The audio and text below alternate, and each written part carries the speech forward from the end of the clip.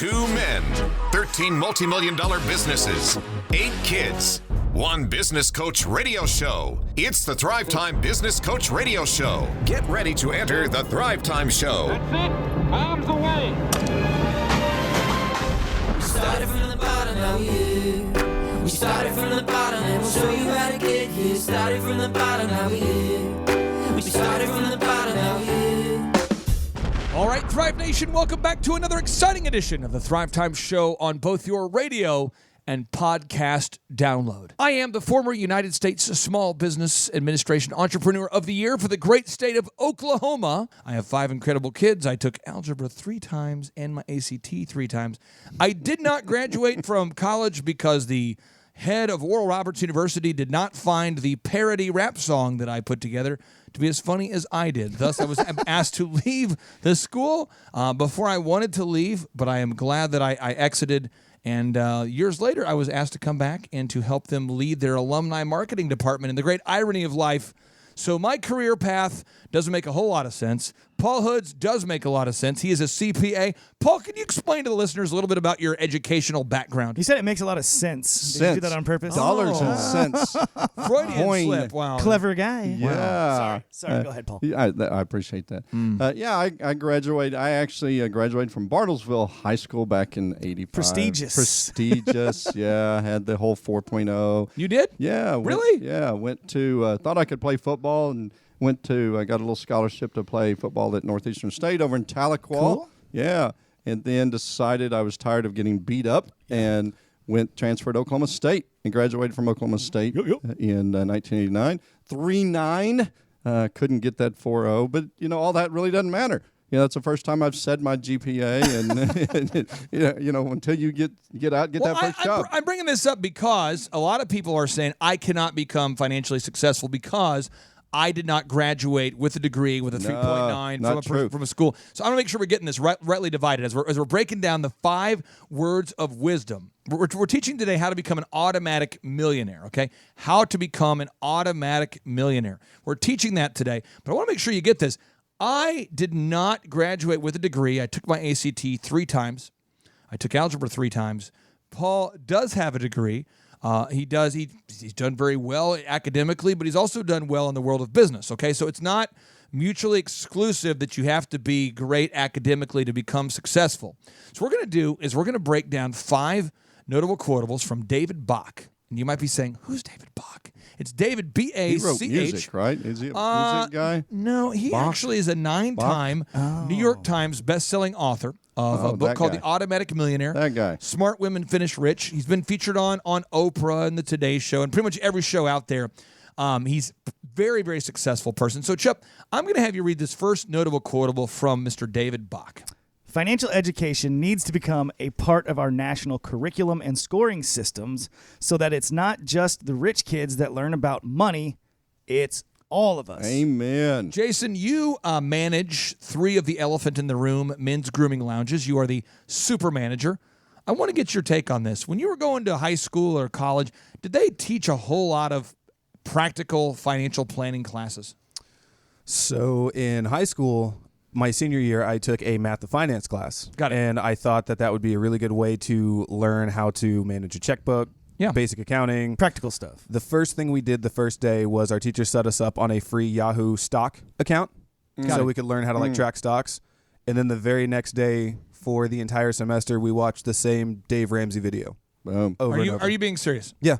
Clay, Where did you go to high school? Edison. Okay, back to you, Paul.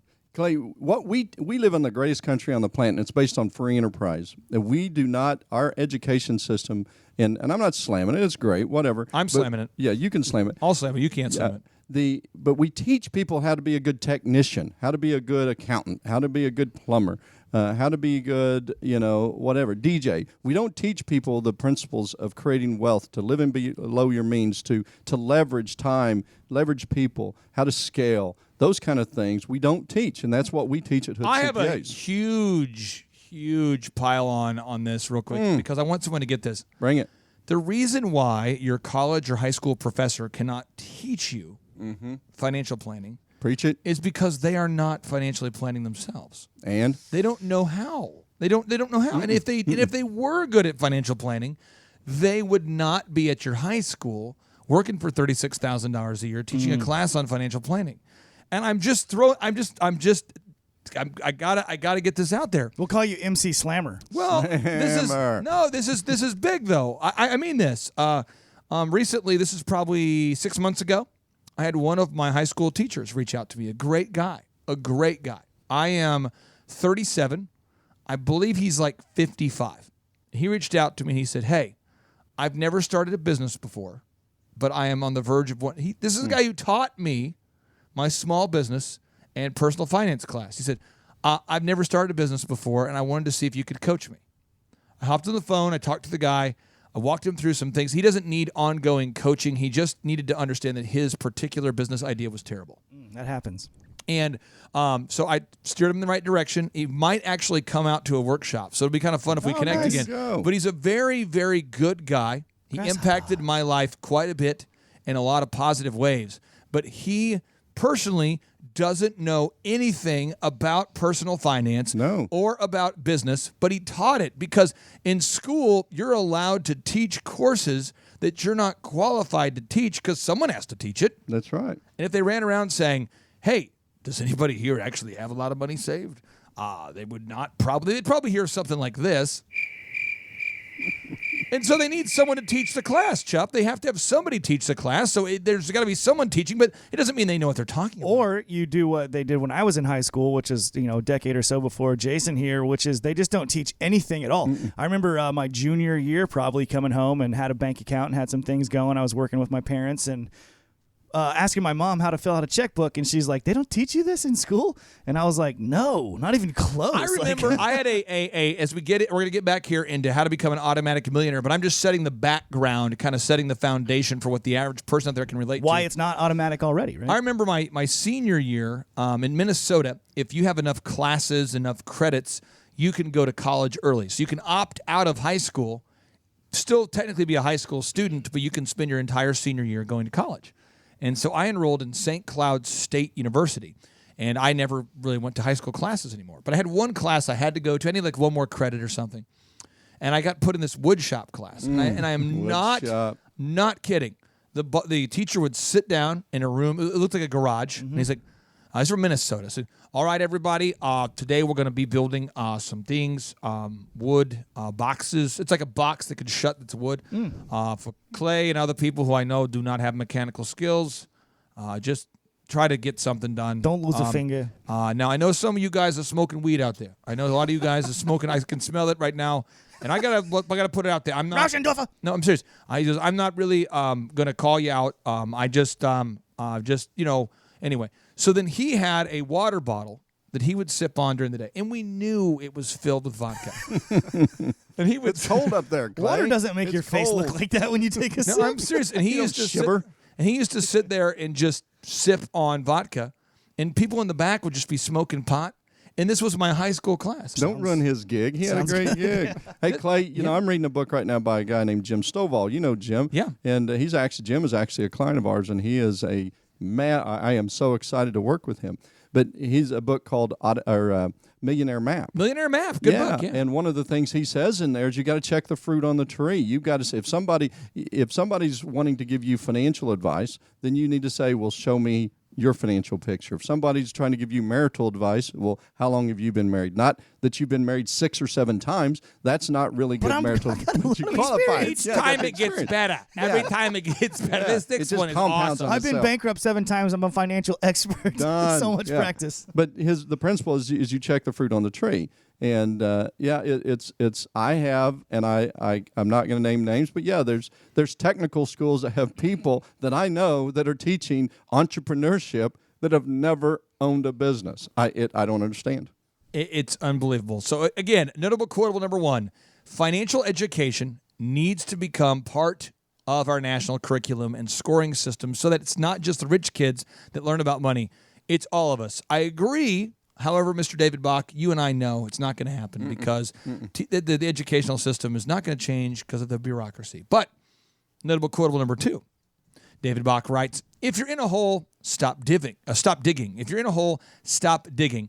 Paul, how do you see people financially in the hole? Like, what kind of scenarios do you see very commonly when you sit down with the average customer for the first time before you've been able to help them correct where they're at, where they're going financially? Well, yeah, you tell them throw down the shovel. I mean, gosh, that you're going a direction in life, and that direction is based on the decisions you make, whether that's in your marriage, if that's with your body, if that's with your financial picture. And so you're either going the wrong way or the right way. Very few people are just standing still, and so you've got to decide. You've got to paint a picture of where you're at today, and figure out which way are you digging down or are you climbing up? And if you're digging down, we tell them these are the directions, the things that you're doing that are affecting you negatively. If you find yourself in a hole out there, Paul, and you're making tons of payments on different things, is it smart to try and consolidate all that debt down as much as possible, or what would you suggest? Yeah, it depends. What we typically will do, because we do see this. I have clients come in and they've got a lot of equity in their house, but then they've got all this consumer debt. The key is, and this is going to sound really, really weird, I tell people don't do anything yet, because we've got to change the habits that you've created that have put you in this position. So don't go out and borrow a bunch of money on your house to pay off your credit card debt and then just keep living the life you're living, because build that debt back up 5 again. years later it's going to. So we've got to change your thought process before you do anything. And so a lot of times that consumer debt is actually an inhibitor to get further in the hole, to dig deeper. And so just stop. Let's change the habits. Let's figure out why you're in this position, and then we can correct it. Okay, Good question, though. I have 3 action steps I want to give to all the listeners, and I'll have Paul kind of unpack these, okay? Action item number 1, and I've done this with many of my business coaching clients. All of them, right? Yes. The ones who will allow me. Okay, there you go. I would say 80% will not allow me to do this. It's true. But the ones who allow me, I do this. Yes, it's true. I create a spreadsheet with them of all of their income on one column and all of their expenses on another column. And most people are using some kind of software program, QuickBooks or something, and they haven't done this ever. So this is an action item. I want everyone out there to do this today. Make a list of all your income. I'm not kidding. Everybody needs to do this. Make a list of all your income on one column, all of your expenses on another. Most people have never done this. Right. And when we do this, I would say it takes the average person 4 to 5 hours to get all their income into one column of a spreadsheet. Because a lot of them say, well, it's in QuickBooks. I've got it on QuickBooks. So that's great. But let's go through the spreadsheet here. And when they finally look at all their credit cards, all the ways they spend money, all their checking accounts, when you make a list of all your income on one side and all your expenses on another, that is powerful, because you will see that you are spending more money than you're bringing in. Right. You'll see it. And if it's just in the software, that's what I tell my clients. I call it quick brokes, because you think everything is in there, but it's not. You actually have to reconcile that stuff and put it out on the spreadsheet, like Clay is saying. You know, Clay, it's not really funny, but it's kind of like when you're watching a comedian and you're just waiting for the punchline. 99% of the time when we go through this process with clients, I'm just kind of waiting. I'm kind of waiting until the reaction is, oh my gosh, I didn't know we were spending that much money. And so you just kind of wait for it. It's not funny, but it's the realization that I didn't know we were spending that kind of money on this or on that. And the even more comical side or exciting thing is when we have a couple that comes in. You know how your face gets red? We were talking about your teacher drinking that water. It gets kind of flush. So when we just even mention this process, a lot of times one or the other's face or both really gets flush. And sometimes we never see these people again when we talk about we're actually going to look hard and see choices, right? Where your money's going. But if you want to be successful, you got to change something, and you've got to. The first step though is realizing where you're at today, where your money's going, Clay. Listen, step 1, everybody out there, I want you to do this. Create a spreadsheet today of all your income versus expenses. If you have a Gmail account, you can use Google Sheets. It's free. If you don't, get out a piece of paper. With my DJ company, I remember doing this. I put all my income on one side. And I thought, okay, I got $250, a month coming in from shows, because I had like one show a month, okay? And I've got about $400 a week coming in from Applebee's. I've got about $300 a week coming in from Target. I've got about $400 a week coming in from DirecTV. I add it all up. And I'm going, okay, some of my income I'm tracking monthly, some of it's weekly. I got to put it all into just a monthly. So add it up, and I start looking, okay, I got this. I'm making $7,000 a month between Applebee's, Target, and DirecTV over here. Great. Now my expenses over here, I've got a Yellow Page ad, which is about $2,500 a month. I've got a mini storage facility that was like $300 a month. It was over at 96th and Riverside, like $250 a month. I've got a phone bill. I had a phone bill set up. It's like $40 a month. I've got a website I hosted through EasyTel, which is $45 a month. I had a bridal show that I was in. I had an ongoing ad in the Tulsa World. You add it all up and you go, okay, I am barely able to make it here. Now, this next step is you got to make some painful cuts. Now, when I built the DJ company, I can tell you I didn't have any big overhead. But this exercise, as I continued to grow, I all of a sudden began to take on some expenses that I didn't need to have. And so I added this up one time, Chip. I'm looking at my numbers, and I realized I've got a guy on my team I'm paying about $4,000 a month to on my expenses side. And he doesn't bring in any revenue. Nor does he contribute intellectually. He doesn't do anything to help. So you have to make painful cuts. Right. So again, step one, create the spreadsheet of income versus expenses. But step two, you've got to make some painful cuts. Exactly. If you're not making at least one painful cut, I know you're not following this system. Paul, I want to get your take on this. Painful cuts. Talk to us about some of the painful cuts that your clients have had to make in order to correct their financial course. Yeah, Clay, we teach our clients at Hood CPAs that short-term gain means long-term pain, but short-term pain means long-term gain. Ooh. So if you sacrifice a little today, you'll have a lot in the future. You just don't understand. And so some of the cuts are, okay, maybe we limit how much you spend at Starbucks. Come on. Yeah, maybe you change your DirecTV bill. Instead of paying $200 a month, you're paying $20 a month because you got less programming and stuff you don't even use. This guy hates everybody, Chuck. This guy's negative guy. You just don't want anybody to have fun. No, I want them to have fun, more fun in the future. A little less fun today, more fun in the future. Okay. Because if you spend, it's kind of like the old adage, if don't eat your seed corn. You can't just consume everything that you produce today. You got to put some back, and so you have to replant that seed corn. And so it's not. And the reality is you'll be happier in life. You'll know where you're going. You'll see. You'll be positive. It's kind of like, Clay, again, back to getting in shape. If you hate getting on that scale when you're not doing the right things, but when you're doing the right things, you can't wait till it's time to weigh in. You can't wait to see your progress. It's a good tie-in, right? Like it's like cutting sweets and stuff out of your diet if you want to get in shape. It doesn't matter how much you work out if you only eat candy. That's you got to cut that stuff out. The candy corn is unbelievable. It's called corn. It's kind of a vegetable. It's not my seed corn. You can put as much of that in the ground and nothing's going to grow. Let me tell you this. I haven't had candy corn in probably 5 or 6 years at all. And but when I see candy corn, I remember just thinking, I don't even like this stuff. I ate like a whole bag of handfuls at a time. You ever mix it with peanuts? It tastes like a payday. It's delicious. Hey, they really? got, yes. Is that a life hack? It's so good. Well, that deserves some cowbell. They have a secret way of getting that candy corn in you now. I think Reese's or somebody, you can buy the Reese's and it's got candy corn in it. Those jerks. Yeah, it's secret. It's a conspiracy. Yeah. They teamed up? Yeah. Somebody, I don't know if it's Reese's, but I saw a candy bar the other day that had That's candy not fair. corn in it. This is like an Illuminati thing. That's not Reese's fair. Teaming up with the candy corn. Okay. We put meth in it now too, so you could just. The third action item is decide not to be paper rich and cash poor. Decide not to be paper rich and cash poor. Let me give you an example of what I mean.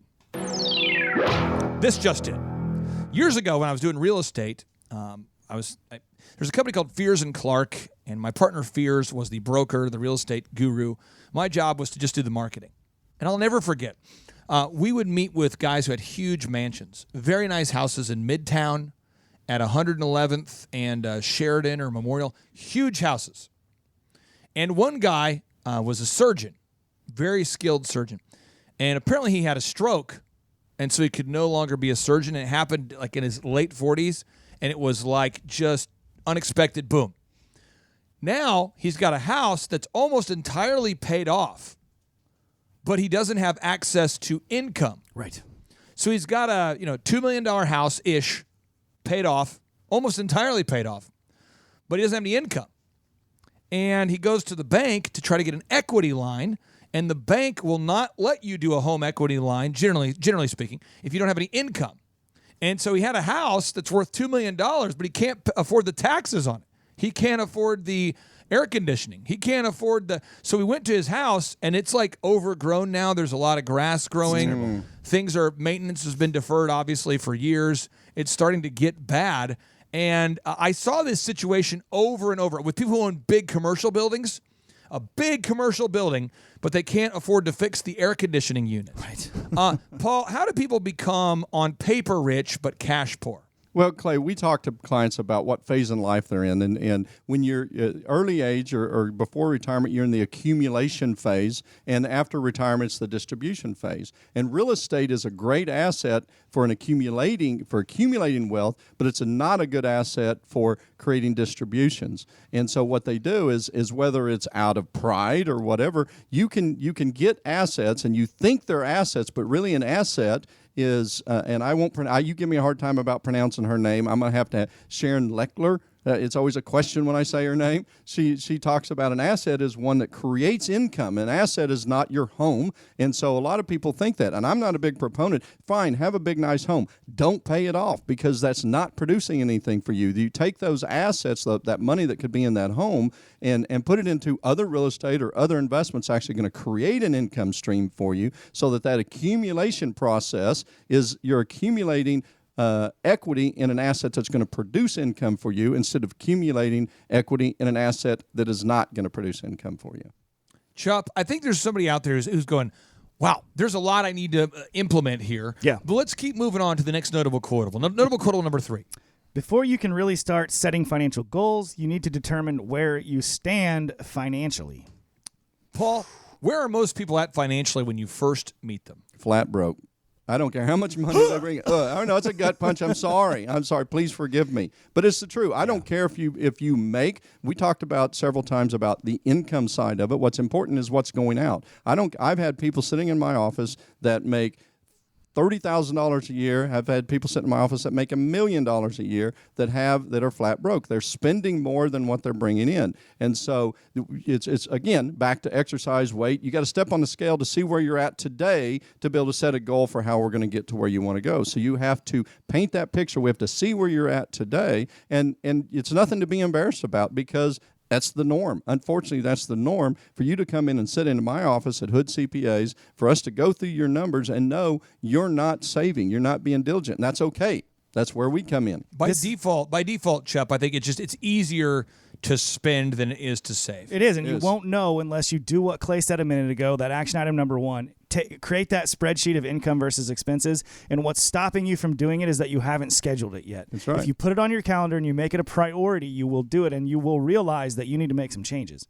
Now, this next notable quotable, Chup, coming in hot from Mr. David Bach, the 9 times New York Times bestselling author of The Automatic Millionaire and Smart Women Finish Rich, etc. He says what? The great truth about money is that in order to keep it and grow it, you have to fight for it. So, Jason, you're a young guy. You work with Elephant in the Room. You manage the 3 stores. You're the super manager there. Can you talk about why you have to fight or at least work hard to make sure that the daily checklists are being implemented? And in a store like that, with as much volume as we do and as many daily customers, why do you have to just fight to get those checklists done? And why don't they just happen by default? Well, because you can't ever approach anything passively.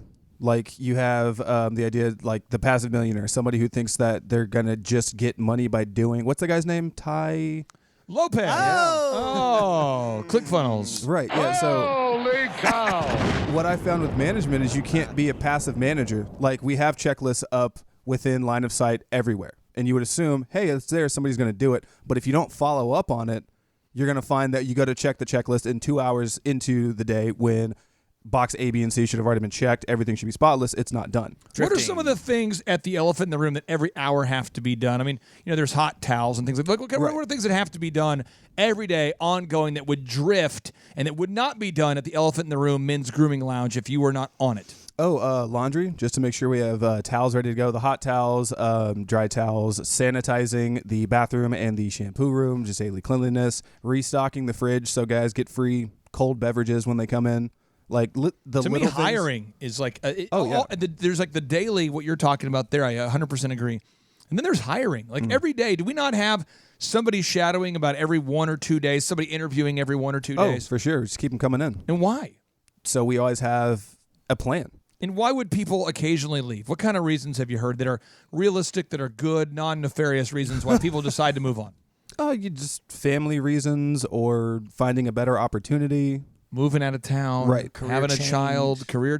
So we just can never stop interviewing at the Elephant in the Room. Never stop recruiting. We can never stop checking the hot. It's like a garden. Okay, you got to tend to it, or the weeds begin to sprout. And financially, Paul, it's like tending a garden. You can't just do it you can't just meet with a financial planner one time and then be good. You have to meet on a monthly basis to make sure you're pulling the weeds. Paul, what are the kinds of weeds that can sprout up in somebody's financial garden if they don't tend to it on a monthly basis? Well, Clay, anything in life, you have to actually be very diligent, and it is a struggle. It's a struggle looking at Facebook and seeing, the neighbor just got a new car. It's a struggle seeing on TV the ads for the brand new TV and these, 60-inch, cool, man. 8D, 8K, whatever they are, 40 billion K. 40, yeah, whatever they are, and so it's real easy because you're doing it, especially when you start doing well. You start doing well, and then you got a little money. And Clay, you open up that investment statement or whatever, and you think, I should buy a boat. Oh, yeah, or something. Would be fun. And so you have to have that fight. And the weeds is staying diligent, realizing that we're going to keep our income, our lifestyle at a certain level so that we can enjoy life in the future. Chuck, what's the next notable quotable? He says, change is a funny thing. Although most people say they want to change so they can have a better life with more love, more dreams, and more fun, the fact is that many of us are afraid of change. That's true. And so if you're out there today and you're saying, I want to make a change, but I don't know the first step, I would encourage you to go to hoodcpas.com. That's hoodcpas.com and schedule your free 1-hour consultation. And when you schedule that 1-hour consultation, Paul Hood and his team will give you a free copy of Warren Buffett's only authorized biography. The book is called Snowball. You get one of the best books out there written about one of the best financial minds in American history, Warren Buffett, and you get 1 hour of time from a financial consultant from Hood CPAs. You get the hour of time, the consultation, you get the free copy of the book. Get it today by going to hoodcpas.com. And as always, we like to end the show with a resounding boom. Here we go. 3, 2, 1, boom.